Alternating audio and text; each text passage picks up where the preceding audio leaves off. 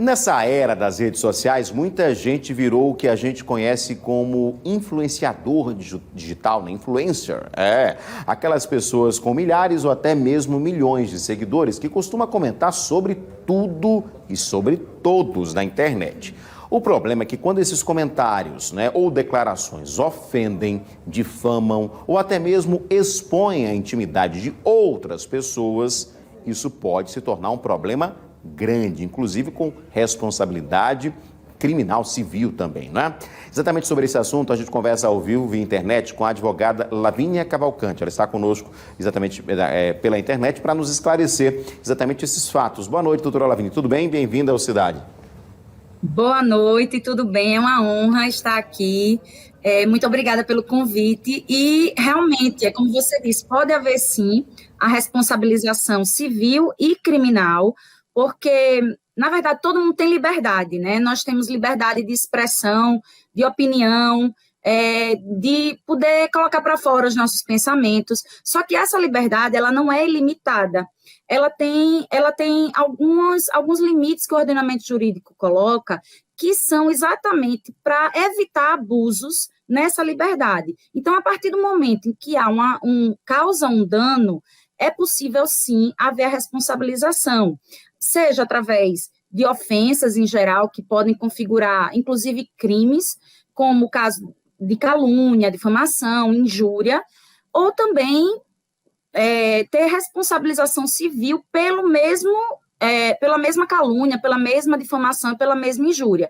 Então, você teria que pagar uma pena e você também teria que pagar os danos que a vítima teve em razão dessas ofensas. E aí essa questão da liberdade tem um limite, como a senhora falou, né? Tem um limite até onde eu posso opinar, né? Dar uma opinião sobre alguma coisa e não vou ofender a outra pessoa que vai ouvir ou vai assistir aquilo ali. Então tem que ter muito cuidado em relação a isso. Não adianta você dizer, na internet é terra sem lei, eu posso falar o que eu quiser e não vai acontecer nada. Não é bem assim, não é? A justiça, inclusive, tem vários exemplos. Isso, tem vários exemplos. Inclusive, eu acho que essa palavra que você usou, cuidado, é a palavra que a gente tem que ter em mente o tempo inteiro. Mas não apenas no tocante às ofensas, mas os influenciadores digitais, eles também podem ser responsabilizados, por exemplo, quando você fala em cuidado no que fala, no que traz de conteúdo, se eles indicarem determinado produto ou determinado fornecedor e houver qualquer problema com aquele produto ou serviço. Então, houve, inclusive, recentemente uma condenação no Rio de Janeiro de uma grande influenciadora que divulgava determinada loja e no entanto, essa loja, ela aplicava golpes. Então, nesse caso, a influenciadora digital, ela foi condenada a pagar o dano que a seguidora dela, que consumiu o produto na loja por conta dela, por confiar nela, teve, que foi a aquisição de um celular. Então, assim, existem vários âmbitos e também, não sei se dá tempo, você me diz, mas também é interessante a gente perceber que essa fala dos influenciadores digitais também tem importância no tocante à publicidade dos produtos e serviços que eles divulgam, porque apesar da atividade de influenciador digital não ser regulamentada, não ter nenhum tipo de regulamentação, no fundo, ela hoje há todo um avanço jurídico no sentido de compreender os influenciadores digitais como verdadeiros fornecedores. Então, eles são equiparados a fornecedores, e isso é muito sério, é muito grave. Por quê? Porque aplica-se, e a maior parte das decisões está aplicando o Código de Defesa do Consumidor. E, assim sendo, a responsabilidade, ela é objetiva. Então, não há como cogitar nem da possibilidade de culpa daquela pessoa. Ela vai responder apenas por divulgar determinado fato e por causar dano em virtude dessa divulgação. Existe, inclusive, um órgão administrativo, que é o CONAR, que cuida da parte ética da publicidade. E o CONAR, ele vem condenando influenciadores digitais e também grandes cantores, né, brasileiros, no sentido de, pela falta de identificação da publicidade. Então, é muito importante fazer a identificação da publicidade, é muito importante não fazer publicidade enganosa, nem abusiva, Só que isso é um problema que pode efetivamente acontecer sem o influenciador digital, às vezes nem tomar conhecimento, mas ele pode vir a ser responsabilizado por isso.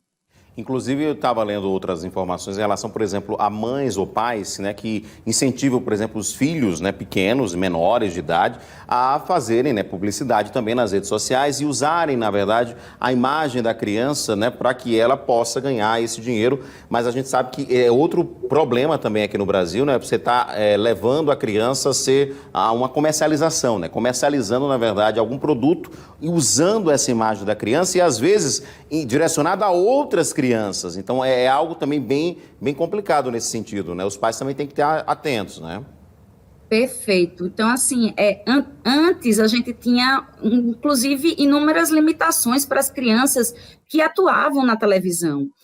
E a gente não tem nenhum tipo de limitação hoje com relação aos influenciadores mirins, né? Que são chamados influenciadores mirins. Assim como também não há uma regulamentação específica para a publicidade infanto-juvenil.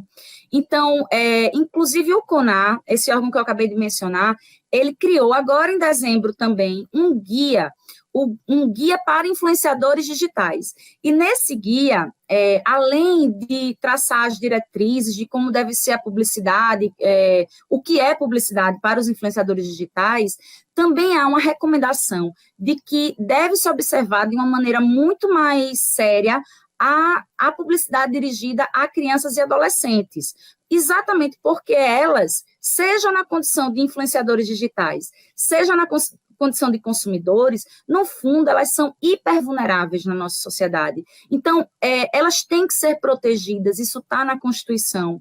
Então, a gente tem que proteger os dois polos da relação, os influenciadores mirins e também os consumidores mirins, né? Exatamente porque eles precisam dessa proteção, porque eles não têm uma formação psicológica ainda completamente desenvolvida para poder saber a diferença entre certo e errado, saber a diferença entre realidade e virtual. Eles não têm isso, eles confundem essas noções. Então, é muito importante a gente ter a proteção, a publicidade infanto-juvenil, porque ela termina estimulando um comportamento e uma cultura de consumo que vai prejudicar as crianças e os adolescentes lá no futuro, na vida adulta, criando pessoas que não conseguem controlar os seus impulsos consumeristas, que não conseguem parar de comprar. Então, tudo isso faz parte e está dentro da publicidade, porque a publicidade serve exatamente para isso, para mudar os comportamentos das pessoas, no sentido de estimular a comercialização e, consequentemente, o lucro dos fornecedores. Por isso que a atenção tem que ser redobrada. Só para a gente terminar, doutora, só para a gente finalizar o seguinte, se alguém se sentiu, né, lesado, prejudicado por algum influenciador, de repente alguma ação que levou a um erro, a um golpe, enfim, alguma situação que não era aquilo tudo que estava se vendendo nas redes sociais, deve fazer um boletim de ocorrência, deve procurar a justiça, exatamente abrir um processo? Olha, o ideal mesmo é procurar um advogado, porque aí ele vai poder analisar no caso concreto qual é a medida que deve ser tomada, se é o boletim de ocorrência ou se é uma ação, porque todas elas são possíveis, vai depender do caso concreto. Então, é indispensável. Dentre um dos cuidados principais dos influenciadores digitais é exatamente contratar um advogado para saber seus direitos e seus deveres. E quem for vítima também contrata um advogado para saber qual é a estratégia, qual é a melhor medida para o caso dele. Então, todas elas que você mencionou são possíveis, mas é importante saber no caso concreto, e o advogado vai ter essa possibilidade de analisar o caso concreto para verificar qual é a melhor solução. Perfeito. Doutora Lavínia, muito obrigado pela sua participação, tá? Obrigada a vocês. Boa noite.